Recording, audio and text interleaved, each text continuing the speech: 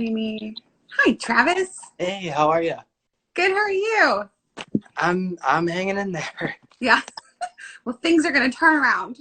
Yes, I Yeah. agree. Okay. Hey, everyone. We have 4 people joining us so far, but thanks for coming and being here with us thus far. Okay. I'm Megan Alisa. I'm an evidential psychic medium.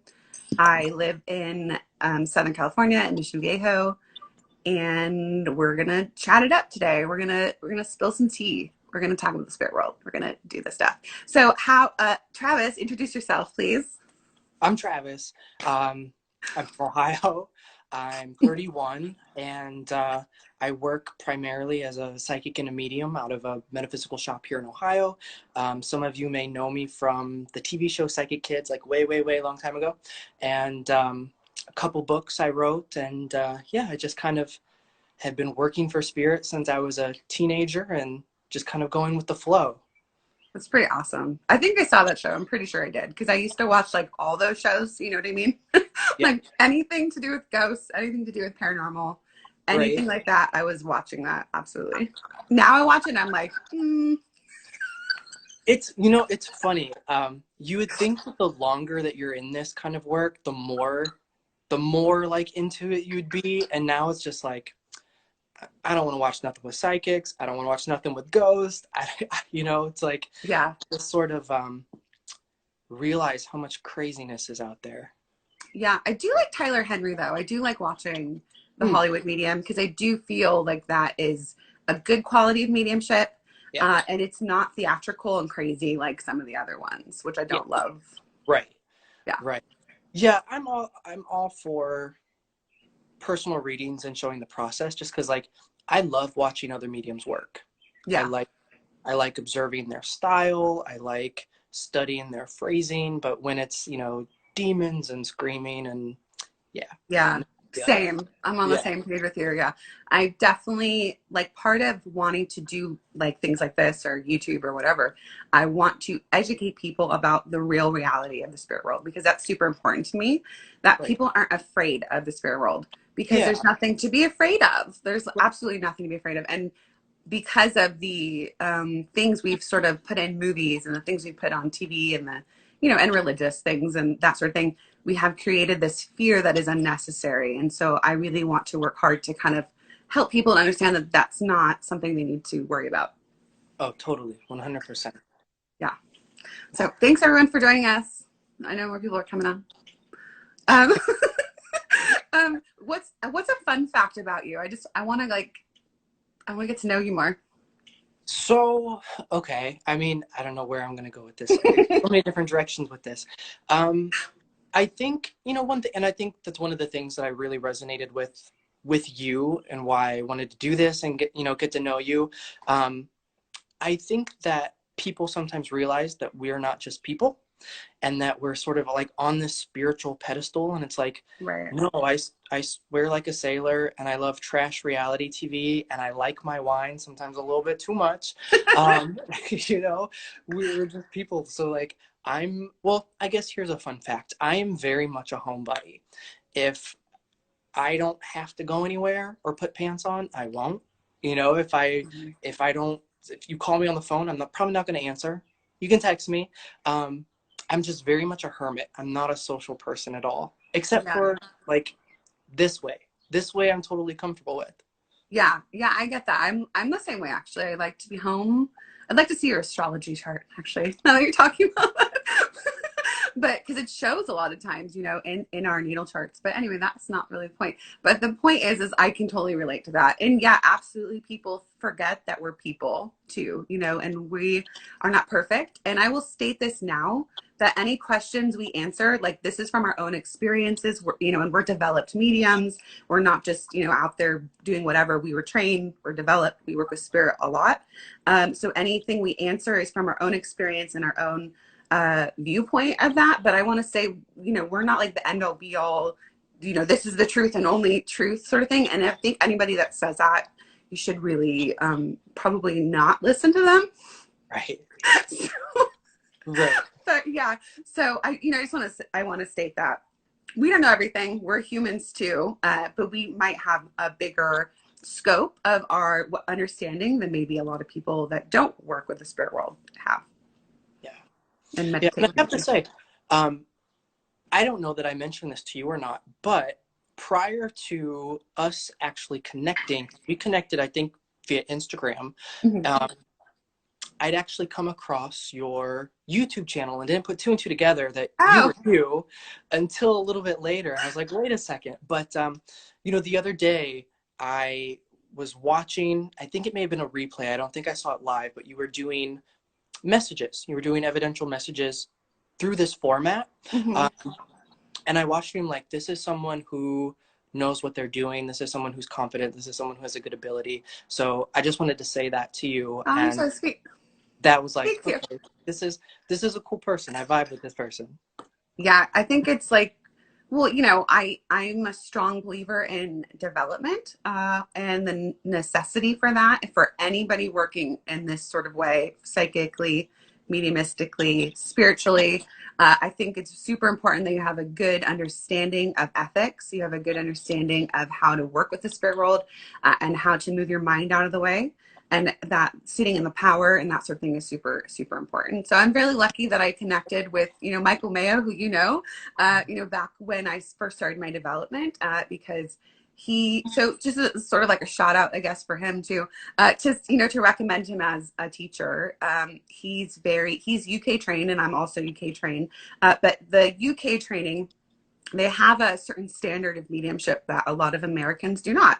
And, it has to do with spiritualism, which I'm sure we'll discuss as well. And it's important that you go to a circle or a teacher that has this understanding and has a groundedness. It isn't flighty and, fluffy. And I like evidence.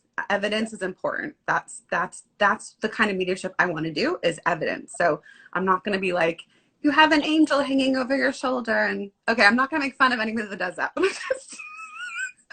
just saying that's not the kind of mediumship I want to do. Right. Yeah, no, there's definitely a standard. And I think, well, as someone too, you've been trained UK as well as US. And Yeah. I know a lot of people tend to say American mediumship is very message heavy, evidence light. And then some people criticize like UK mediumship is very evidence heavy, message light. And my thing is always like, well, anytime there's two polarizing opinions, I'm always somewhere in the middle.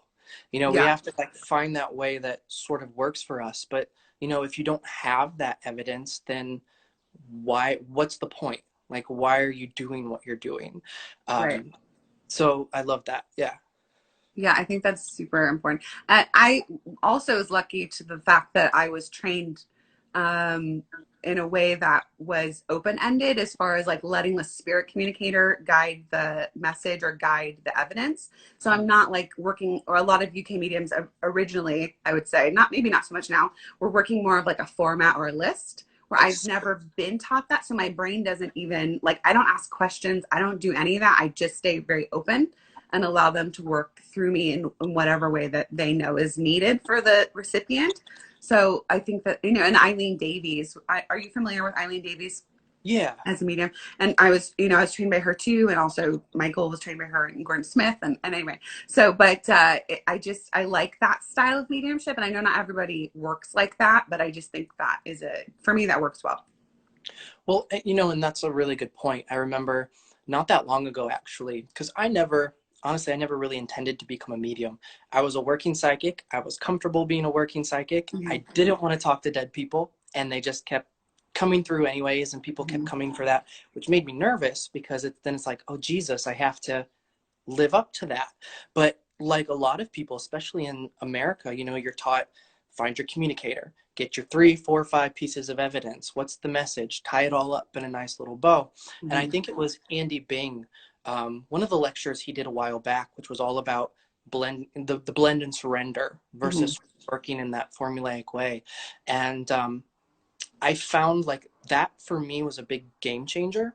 And in my own training, one of the teachers who's really been sort of instrumental in my mediumship wasn't necessarily super formulaic in that sense of, like a lot of people work with CERT or ABCD, right, or all these sort of analogies that they come up with.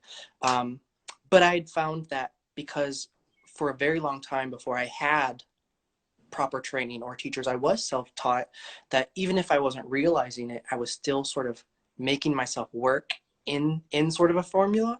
Mm-hmm. And when I sort of abandoned that, there was a big shift, because I think sometimes we think we know what better evidence is going to be than the spirit world.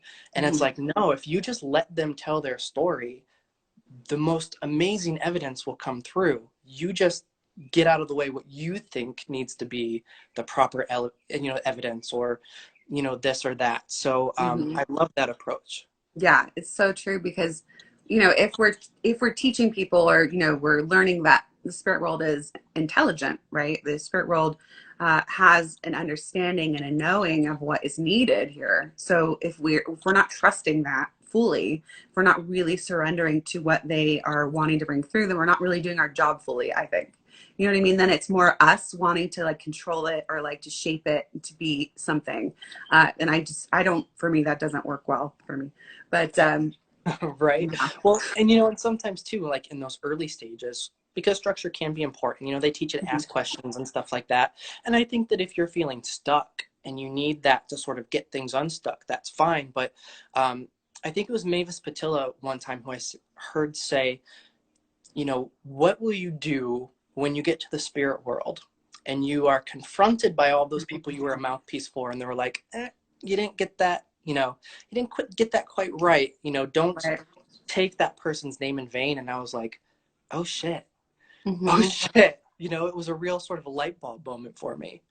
Yeah, to remember, like, they're people. They're people. I know she pushes that a lot. Don't talk about them as energy. Don't talk about them as a spirit. They're a person. They're a person without a body. That's what people need to understand, is the spirit world. We're all spirits in a body right now, and eventually we'll be spirits without a body, but we can still communicate, and that's how that all works. And so, yeah, it's really important, I think, to surrender. To surrender to what they're saying. And sometimes we don't always get it right. Sometimes we don't say it quite right, or sometimes it's not quite right, and that's part of it. And I think I heard Brian Bowles.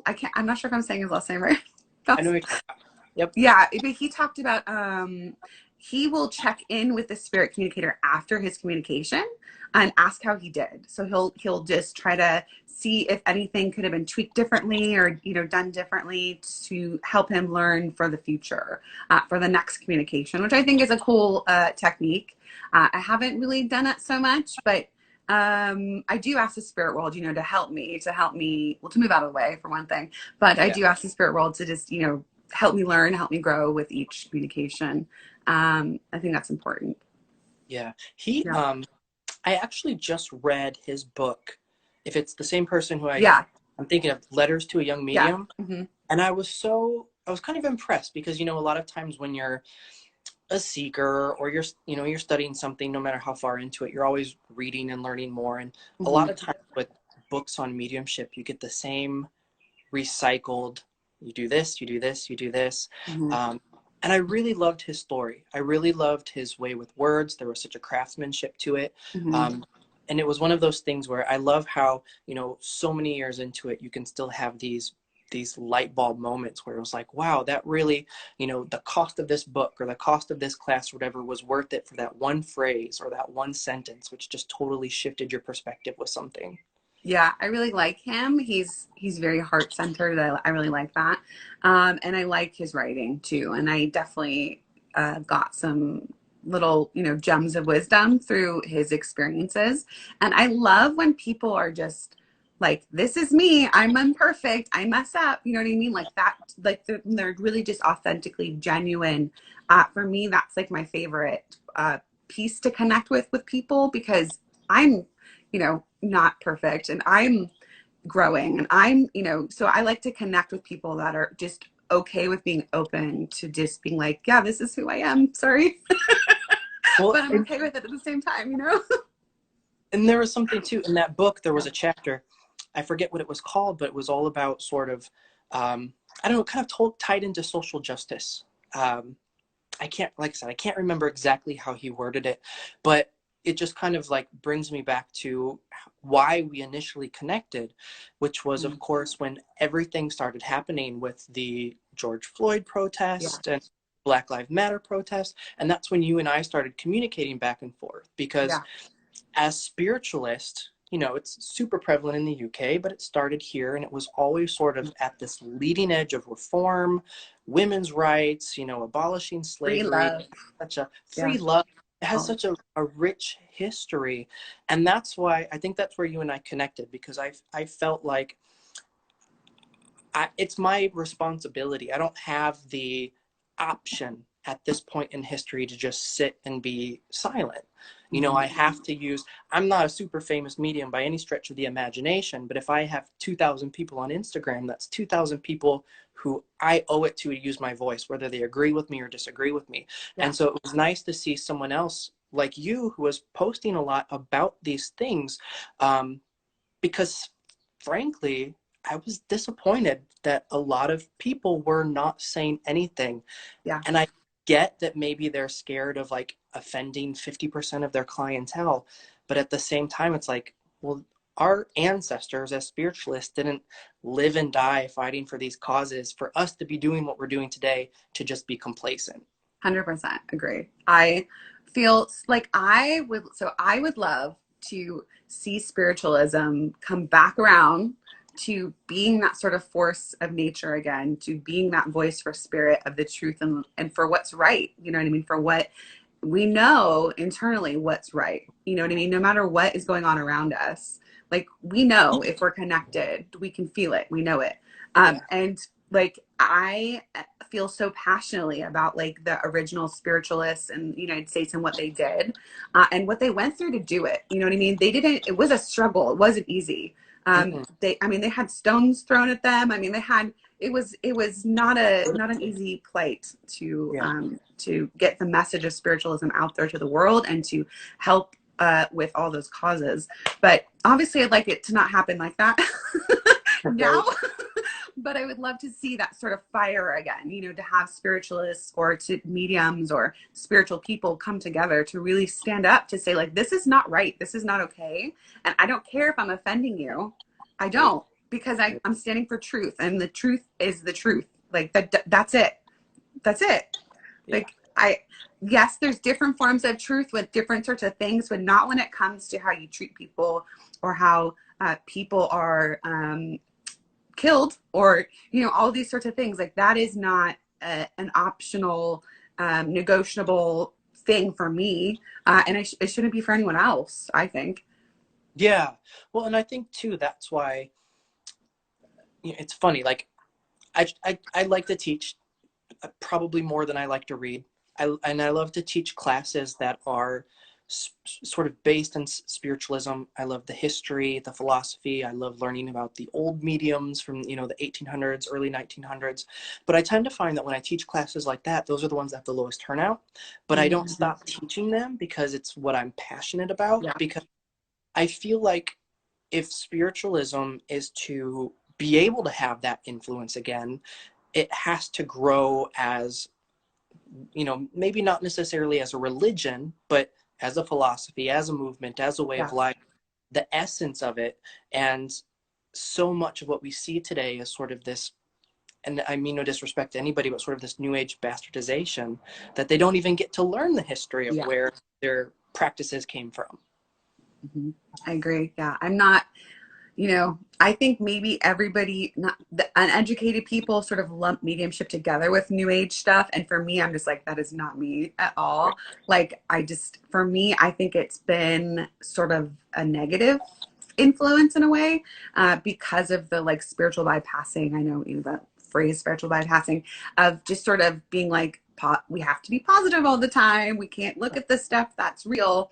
And we have to have love and light all the time. Like that's not reality. And like living a physical life, we have to be in reality and then also be in touch with our spiritual selves, also be able to look at both of these things and stay in balance with it. And I just, I just don't, it just, I have a hard time with it. But and to, to say like, I like it simple. I like, that's the thing about spiritualism too, is like, and teaching about, self, that you have responsibility, personal responsibility for yourself. And that's important. I like that aspect of spiritualism, and, that all the other principles that are there. I'm not sure if I consider myself a spiritualist, but I kind of do. I just don't like organized religion. You know what I mean? Yeah. So, and I also am super into like the Eastern spiritual practices and bhakti yoga and all that sort of stuff. So that's where I have a hard time with like saying like I'm this. And plus, I don't have a spiritual church nearby here to participate in, because I'd go in there and like completely be like. No, I understand that. See, like I say I'm a spiritualist if someone asks, but I'm very much like you in the way of I'm not someone who's a big fan of organized religion in general. Mm-hmm. And I guess maybe I don't have as much issue with saying I'm a spiritualist because, if you look at the tenets or the philosophies, it's like pretty much just says own your shit, don't be a dick. And I'm like, I can get on board with that. There's not a lot of dogma in there. But I'm like you, like, there's not a lot of spiritualist churches around here. I think I go to spiritualist church like once a year when I go to Lilydale. Mm-hmm. I've gotten like in trouble for not doing things the right way if I've demonstrated at a spiritualist church or whatever.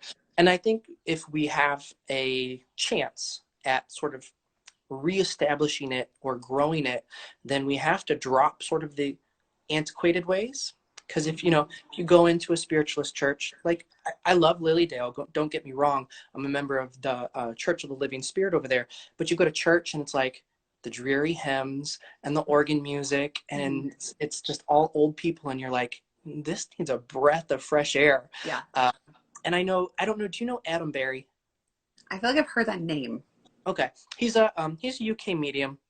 He's a student of Bavis, and he's the president of one of the churches over there. And I know that one of the things that they've done is they've changed it from a church to a center to try to sort of detach from the religious stigma. And I think that's a good move. Yeah, I agree with that. I only go when I'm at Arthur Findlay College. I go for the mediumship, really. I go for the demonstration because I already know all that. Like, I know, like, that's not a question for me. You know what I mean? Like, I know spirit's there. I know that we're connected to God, source, the great spirit, whatever. Like, that's not something that needs to be proven to me. It's proven to me like every single day that I work with the spirit world and through, and sitting in the power and all that stuff. Ooh, I want to talk about trance mediumship all of a sudden. Okay. Do you sit for trance mediumship? For so development? It's funny that you bring this up. So my very first teacher, she's still around. She doesn't do it anymore, a lot of health issues, but was a phenomenal trance medium. And when I was I think it was like 18, 19, she was working with me with trance.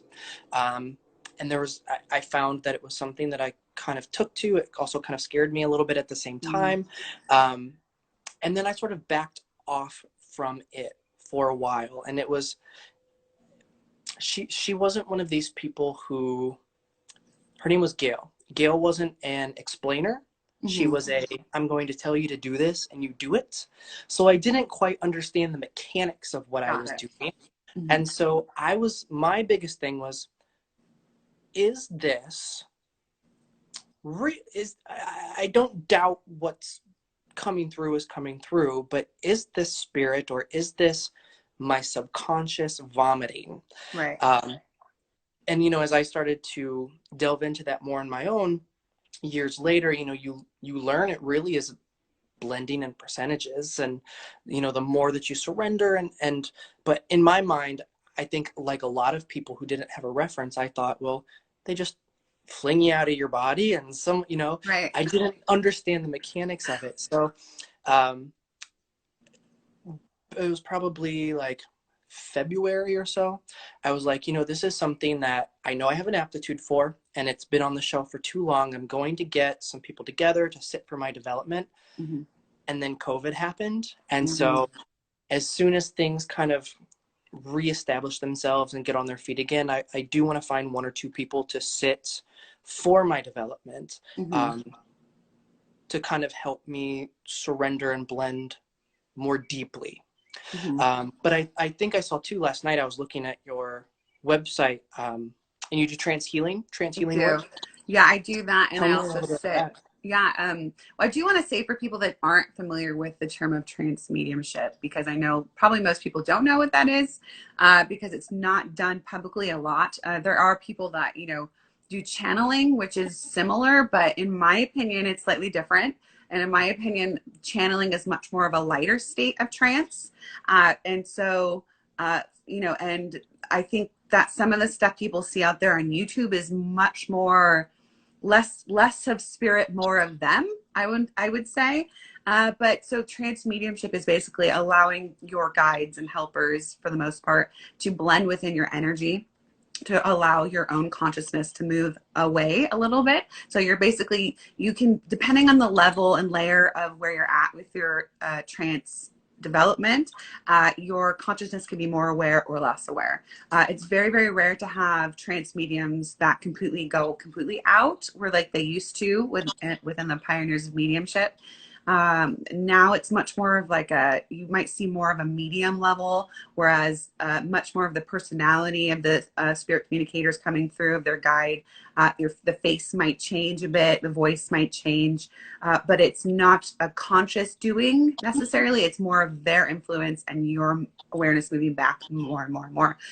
So it's definitely something that has to be developed over time. It's not scary.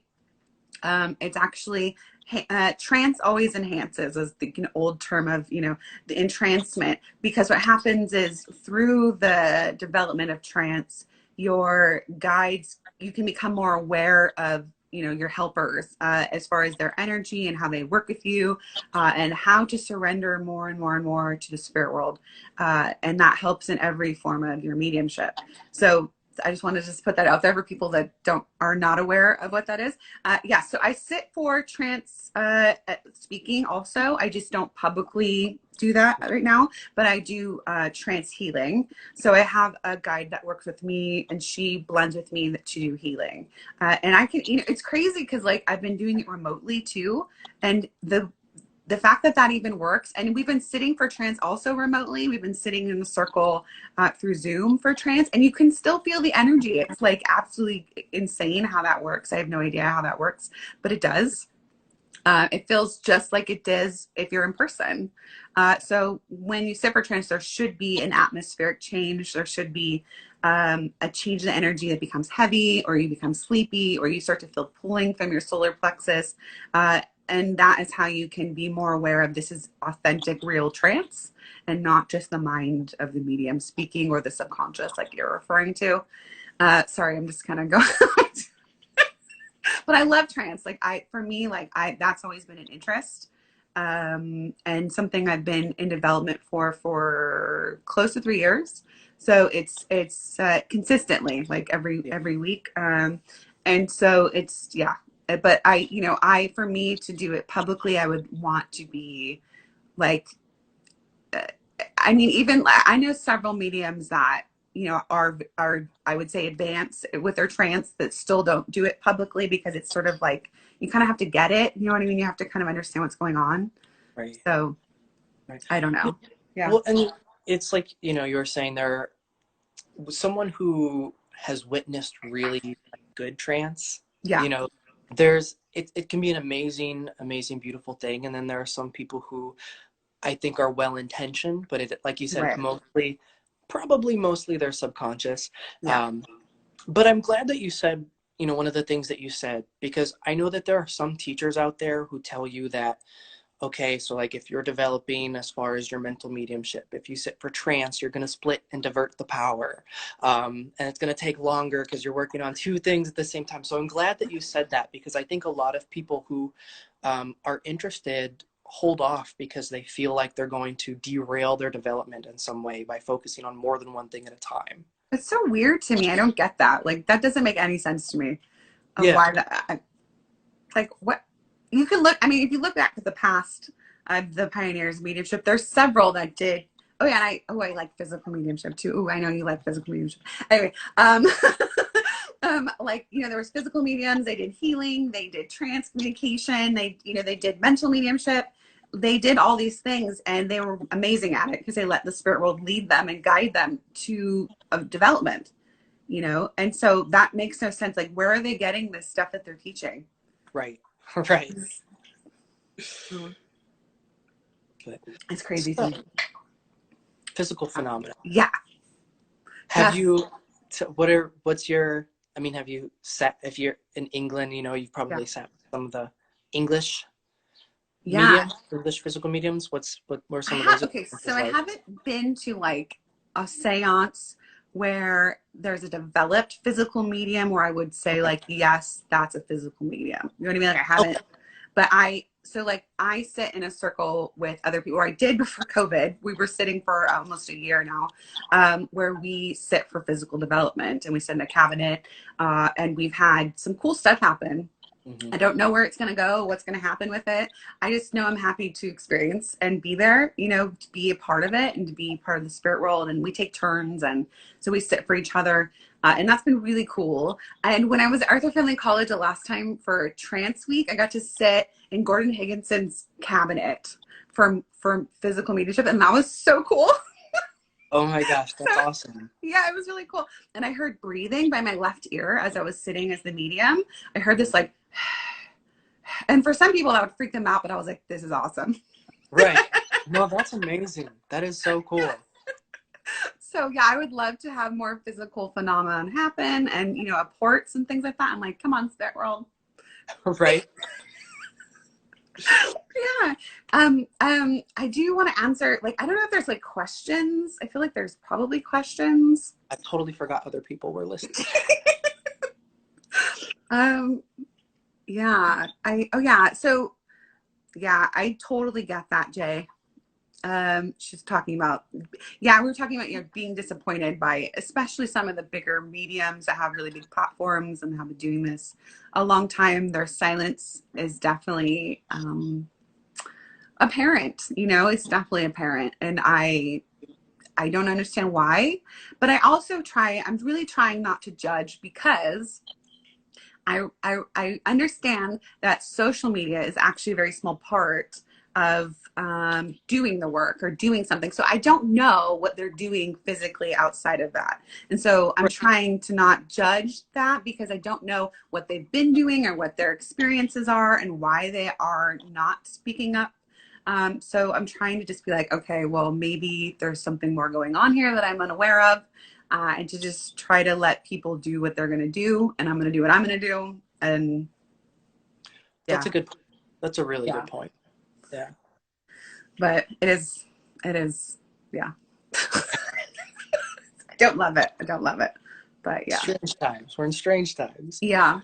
If you guys have questions about mediumship development or psychic phenomenon, or questions you want to ask me and Travis, like what's your favorite ice cream, whatever, you know, whatever kind of questions you want to ask us, I'm an open book. I'm happy to answer questions. And yeah, I love stuff about, I could sit here and talk to you for like ever. We have like a half an hour more until the live will stop.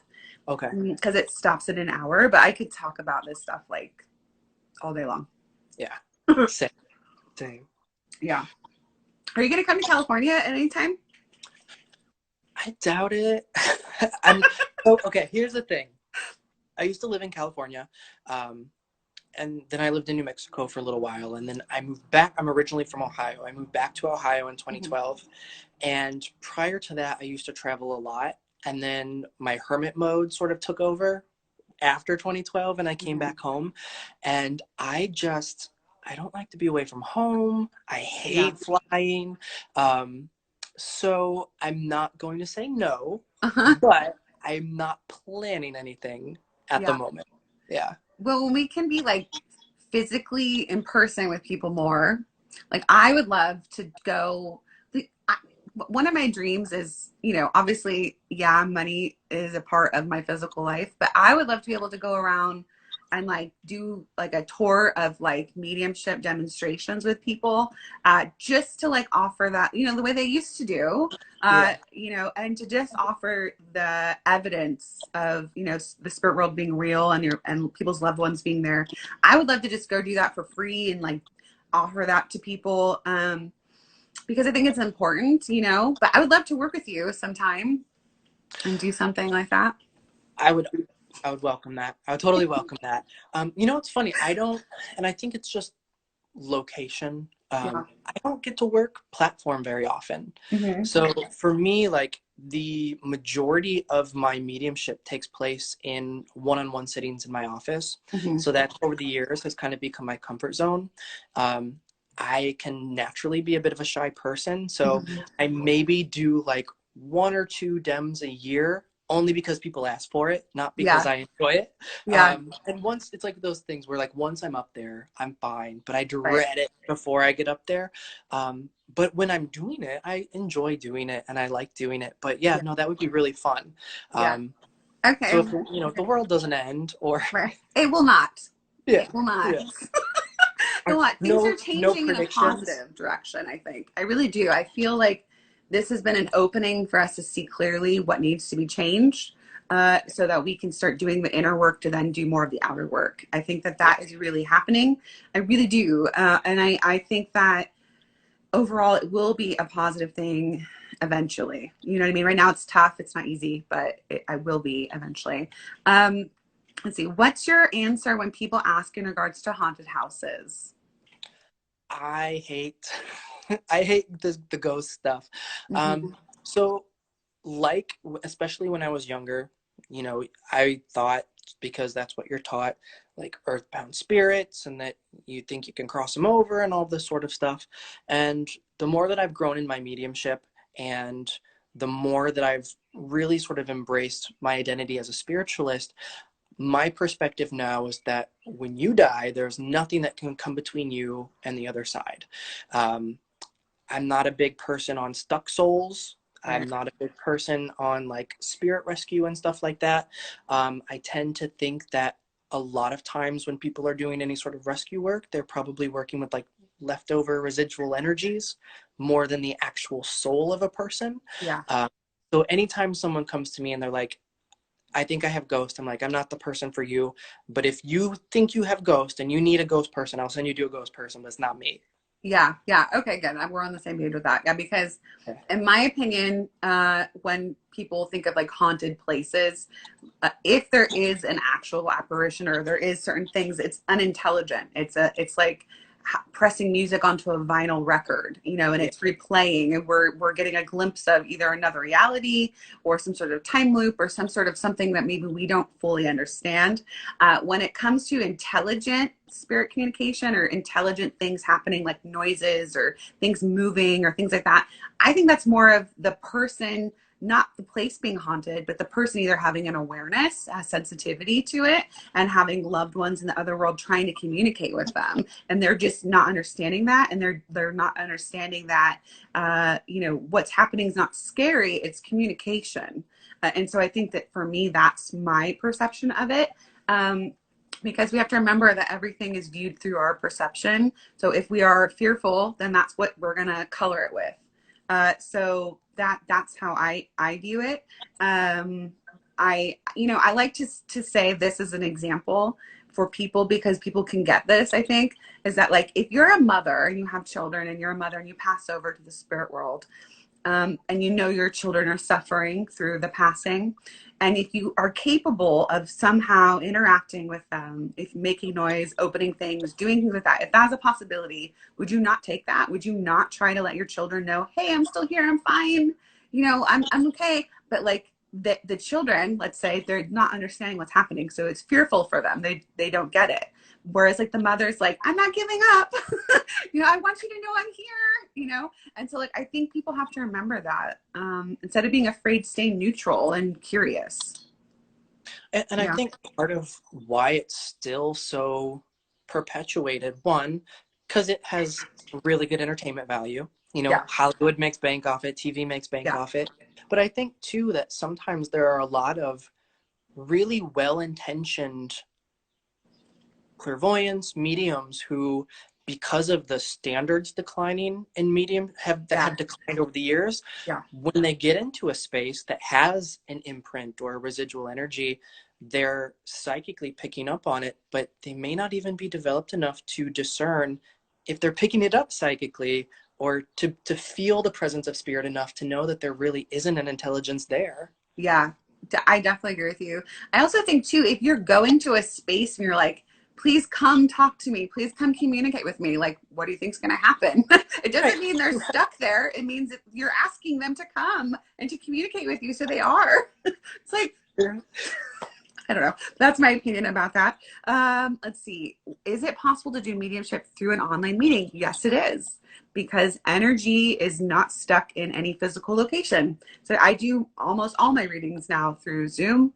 And I do, live demonstrations here on Instagram Live. And yep, it works just fine. Absolutely. Yeah. Let's see. Oh, yes. Jay would love to see us dem together. Hi, Jay.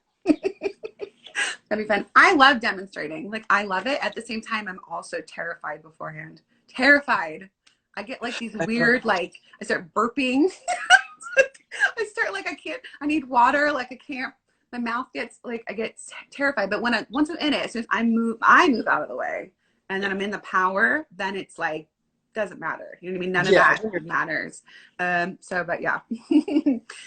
Let's see. Are there any other questions we can answer for you guys? We know you have questions. Be brave and ask your questions. Yeah, I'm not easily offended. So yeah, I'm either. Nothing off limits. Yeah. Same. I know Daniela had asked me earlier. I think she's still on here. She had asked me earlier in the week, what made me know that I wanted to be a medium, or what made me know, like, in the moment that, yes, mediumship was for me. So I think I'll answer that now, and you can answer that too. But I think that I've always been intuitive. So I've always had that stuff, and I've had precognition. I've had things like that happen. I just didn't know, like, that meant I was a medium too. Like, I didn't know until I went to my first development circle, and I felt things I had never felt before, and I connected with a spirit person that I had no idea that was a possibility. But as soon as I did know that was possible, I was like, oh yeah, this is what I'm doing, because this is amazing. And the fact that, like, I could do it, and that I can now bring healing and peace to people, and evidence that, the life continues on after death. And it's not only just for the spirit world and their communication, being able to help the person here with that, but it's also to let the person know that's here, like, when you die, you don't have anything to be afraid of. Yeah. There's nothing you need to be afraid of. So live your life to the fullest. Don't be afraid. Don't let fear stop you from living your life, because that, I think, is what we need to be afraid of more than death, is not living our lives, not really fully following the influences that come to us internally, and just, living your life smaller than really you should be because of some sort of fear. So that's what that's how I feel about it. Mine was probably, I think in 2012, I talked about how I used to live out west, and then my life kind of got turned upside down, and I moved back to my home state. And, prior to that, I'd taken a couple classes with one of my first teachers. Her name's Sharon Klingler. And I did a class of hers, and spirit, I mostly worked as a psychic, and that was my comfort zone. And spirit would kind of break into readings here and there, but I didn't feel comfortable calling myself a medium, and it wasn't really my interest. But I knew that there was a little bit of that capability there. But I came home, I had no idea what I was doing, where I was going, where I was living. So I'm like, okay, spirit, I surrender. What do I need to do? And the thought of, like, do what you've always done, do what you're good at. So I'm like, okay. So I started putting it back, out there that I was in the area again and taking readings. Mm-hmm. And a woman connected with me. She said, I lost someone. I've heard good things about you. And I'm like, okay, lady, this isn't my area of expertise. I am more than willing to try for you, but I can't promise you anything. Not that I could anyways, but, I'm like, this is going to be a complete experiment, you and I. And even to this day, it was probably one of the most profound readings that I had, because I don't think I had any expectations. So I just sort of went in 100%, and it was beautiful. And even to this day, she stays in touch and tells me how it changes her life. And so people kept finding me I was like, okay, whew, that went well, but I don't want to do that anymore. I want to do my psychic stuff because that's what Yeah. I'm good at. Yeah. But more and more people kept finding me for mediumship. And I found that as much as I love the psychic aspect, and I think that I'm probably more on it in that way, probably a better psychic than a medium, but the most healing and the most amazing things would happen in the mediumship. But that's where my passion kind of ended up lying, because you would see people kind of walk in and they just sort of looked just energetically like they had the weight of the world on their shoulders. Yeah. And to see them walk out like with lights and sort of just life around them, it kind of solidified for me the importance of the work. And I'm like, okay, Travis, it's not about what you want. It's about what needs to be done. So suck it up and do it. So that for me was when I kind of changed my attitude about it and realized, okay, I'm going to embrace this instead of resist this. Good. Yeah. Yeah. You know, the whole thing is, it's not about us, you Right. know, Which is hard sometimes. it's not us. Yeah. And yeah, I totally get that. Like whenever I'm done with a reading, I'm like, so like exuberantly like high. I'm just like, oh my God, that was so amazing to be able to be a part of it. You know what I mean? And to be able to bring healing to somebody and to bring them the realization that like their loved one's there. Like it's such a amazing gift to me too. You know, and I just think it's so cool to get to do that. I'm very thankful to be able to do that. How does evidence-based reading manifest? Can you give examples? Sure. Basically, the spirit communicator will give you evidence that you don't know about, and you speak about it, and then the person that's receiving it goes, yes, I understand that. So it's basically what happens with it. So they're giving you information that only basically it's specific enough information that they would know. Either it's like memories, or it's, you know, things about their personality, how they passed, what age they were at, maybe a name, a date that's important, what they did in life, things you shared together, you know, maybe something you left to that or they left to the person, things that there's no way we would know. Like, we just don't know. I don't know anything about the people I work with beforehand. Nothing at all. And I don't want to know because I don't want my mind coming in. So I just try my best to move out of the way, stay open to whatever the information that comes through. And as long as the person that's receiving it understands it, that's all that matters to me. I don't need to understand it. I don't need to be involved besides just using my voice and receiving it. I'm like a conveyor belt of information. That's pretty much what I do. But yeah, do you have a different answer? That was perfectly said. Perfectly said. Okay. Is seeing repetitive numbers a clear sign of communication with the spirit world in y'all's opinion? By the way, hi from Albuquerque. Hello. What do you think? So I always tell people when they tell me that they're seeing repetitive numbers, whether it's something that's unique to them or, you know, the 111, 222, 333, because, you know, there's books like angel numbers and stuff like that. But sometimes I find those to be a bit generic. Yeah. And are we running out? No, we're good. You just okay. Like had a brief pause moment, and yeah, it's good. Okay. So I always tell people, you know, whenever you see a number like that, it's great if you want to look up the meaning or if you want to look at it numerologically by breaking it down to a single digit. But I always tell people, focus on what was I just thinking, doing, feeling. And when I see it again, you know, what was I thinking, feeling, doing? And see if there was a correlation. And there may be, sometimes not. So I've been seeing this number myself for years and years and years and years. It's not a number like 1111. It's just sort of an obscure number that had no personal meaning to me whatsoever. Mm-hmm. So when I see that, I just kind of take that as Spirit's way of either one, pay attention, or two, you're in the right place at the right time, kind of a thing. That makes sense. Yeah, I think that would be what I would say too. I do think that sometimes you have to remember, and if you're looking for it all the time, then that's not a sign. If you're in a space of like something else is happening and all of a sudden your attention is drawn to something, that I feel is more a sign than if you're like constantly looking for something, because then that's just your mind wanting to find something, and that's different.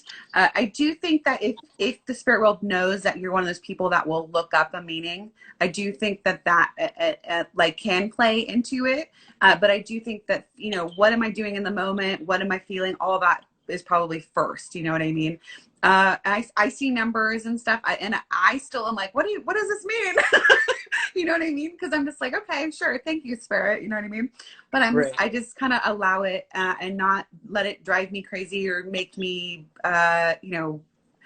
I think sometimes people focus too much on things like that, or focus too much on what does this mean? Why is this happening? Instead of just like sort of accepting it in some way.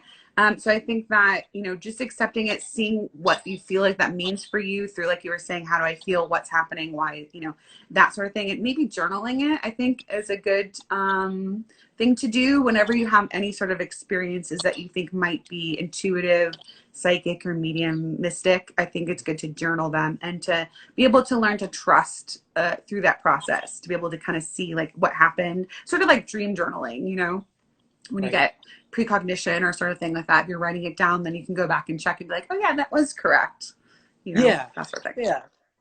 Yeah. What is do you ever have readings where you don't feel like you did a good job during a reading, and how do you deal with that? Yeah. Yes. Yeah, absolutely. So for the longest time, I would like beat myself up. Oh, you know, I sucked. I could have done better, whatever. But it's kind of like what we were talking about earlier. One, it's not about you. Mm-hmm. So, and there have been times where I thought I didn't perform either where I know I could have, or maybe I felt like the power wasn't as strong that day or whatever. But the person was totally satisfied. And there are other times where, you know, um, I felt really good about what I've done, and I don't know what the other person thinks. But I've kind of learned, like, my motto in life is, it is what it is, sort of a thing. Mm-hmm. And I can only strive to be my best in that moment. Now, there are times where, whether it be I'm sick or something's going on, where I can just tell, like, the power's not there. And even if I try for a person and I don't connect, then I just say, we can either try again on a different day, or here's a list of people that I think are really good. I'll send you to them, because I'm not going to like blow smoke up your ass, or I'm not going to drag out something that's not working well. Good. Yeah, that's exactly the right thing to do, because you can't, if you're making it happen, then that's you, your mind, and not spirit. So Yeah. that's exactly what you should do. So I think that as far as judging yourself, I think it's more of like, you should ask yourself, did I help? Was I at a place where I could move out of the way? I think it's good to examine, you know, self-reflection of what you're doing afterward, but not to beat yourself up about it, but to say, okay, well, how can I use my experience for the next time? Did I need to move out of the way more? Was there something in the physical that was an issue for me? You know, what was that a reading that maybe I should have rescheduled? You know what I mean? I think there is a good, you should have some sort of standard for yourself as far as like what you are providing for somebody, and to know like, hey, this isn't quite where the standard is today. I'd like to reschedule this and offer you something better. You know what I mean? Right. Or like you said, or, you know, if it's just not a good fit, you know, referring out to someone else, and that's okay. We're not machines, you know what I mean? But I think part of our responsibility is like sitting in the power, like, you know, sitting in the power, letting the spirit world develop you, honing your own power, learning about what makes things work well for you and what doesn't. But I think that beating yourself up for a reading is not helpful. Absolutely, there's times where I'm like, oh man, I wish I would have, you know, gotten that information, but that's really just me, you know, my ego needing a little bit of a stroking.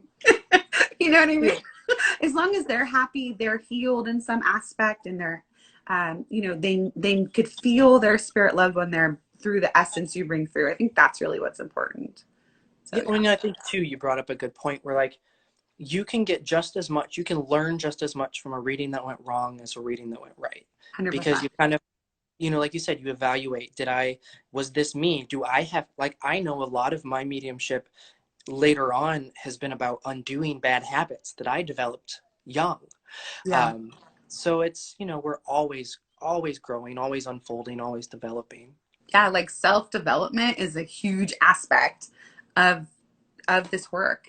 That plays a huge part in what we do. It needs to. So if like if you're a medium and you're not doing that part, then you're not allowing yourself the full capacity of what is possible for your mediumship and what you're offering to other people, the healing you can bring to other people. So just, I feel like that's really important. Someone said, how do you deal with hate as a fellow medium? I've gone through a lot of hate in my life and was wondering if you have any advice. Well, I'll just say we have 5 minutes left before the live will stop because we started at 3:30 or 6:30 your time. But so we'll see if we can cover that in that 5 minutes. Okay. Well, I would just say, well, like Yeah. mediums can be catty. Mediums can absolutely be catty with each other. But I don't hang out with the, like, I work and stuff like that. But in my personal life, I don't really know a lot on that level. And maybe some of it is some of that. But I think too, you know, if that's where sort of they're at, then one, I'm not defined by their opinion, but two, those aren't the sort of people that I want to kind of vibe with anyways. So you have to let it roll off you, because Yeah. if you're doing the work and you're doing it well, skeptics are going to be haters. If you're doing the work and you're doing it well, other mediums are going to be haters. So you really just have to know and feel like you're in your conviction that you're doing what you're supposed to be doing and being of service, and nothing else really matters. I agree. Yeah. No, I know that's a thing. I don't hang out with people like that. And if anybody ever sort of shows that sort of side of themselves, I just sort of move away from it because I don't need that in my life. Because I know it's important. Again, this is to do with self-development. So these people that are doing that, they're not obviously doing the self-development, and they're letting their issues be triggered through jealousy or through what's going on with them. So just know it really has nothing to do with you. It's zero to do with you. It has all to do with them. And to just be solid in yourself. And, you know, self-love is important. Learning how to trust yourself, have confidence in yourself, learning how to know that you're doing this for the benefit of other people. And if people have a problem with that, like tough titties. Yeah, pretty much. It's like, I don't have time for that in my life. Like, life is short. You know, I've learned that from the spirit world. Life is like like this, you know what I mean? And don't even give your energy to that. Just keep doing you, do your best. That's all you can ever do. All you can ever do is do your best. Yeah, I agree. So, yeah. Yes, will be recorded and it will replay. It will be on my IGTV, and then Travis could like do the recording thing on his own to do that too. Yeah. So I guess final thoughts. We have 3 minutes. Final thoughts. I don't know. I was just happy to connect with you. You made my day a little brighter. Oh, so sweet. I'm glad we connected. I had some I recognized some familiar faces, and I thought there were some really great questions. So thank you for that. Yeah, and it was fun. We should do this again because I know that there's definitely like more we could talk Oh, there's about. so much more. Yeah. I feel So like we much. barely dropped dropped a thing in the bucket really when it comes to this stuff. Yeah, because we could talk about the pioneers too and educate people more about like specific pioneers. That'd be fun. Because I love all that. I love that. It's Absolutely. amazing, really, when we think about what's possible within mediumship. That's the thing. Let's raise the bar. Let's help raise the bar of mediumship. You know what I mean? Not to say that I'm a perfect medium, to say that, you know, I'm top shelf mediumship. You know, I try, like I'm always growing. I'm always trying to develop further. But like, I think, you know, let's try to educate people about like what's possible, you know? I think that'd be cool. Totally. Always, Yeah. new ways of working. We're not Yeah. limited. Yeah, definitely. Well, I want to thank you for joining me. This was really fun. I really liked it. Thank you. It was really awesome. And I thank you all for joining us. You know, hopefully we're going to schedule to do this again sometime. And let's see. Yes, absolutely. And yeah, we'll do this more. And both of us, I think we both have YouTube. We both educate on YouTube as well. So you can always look us up, Megan Alisa Medium or Travis Sanders. What's your name on YouTube? I think it's just Travis Sanders. Okay, you look that up. Find out more information that way too. So I'm gonna thank you guys. I'm gonna stop the live because I have 40 seconds left. But thank you so much for joining us. Thank you, Travis. Have a good night. Bye, guys.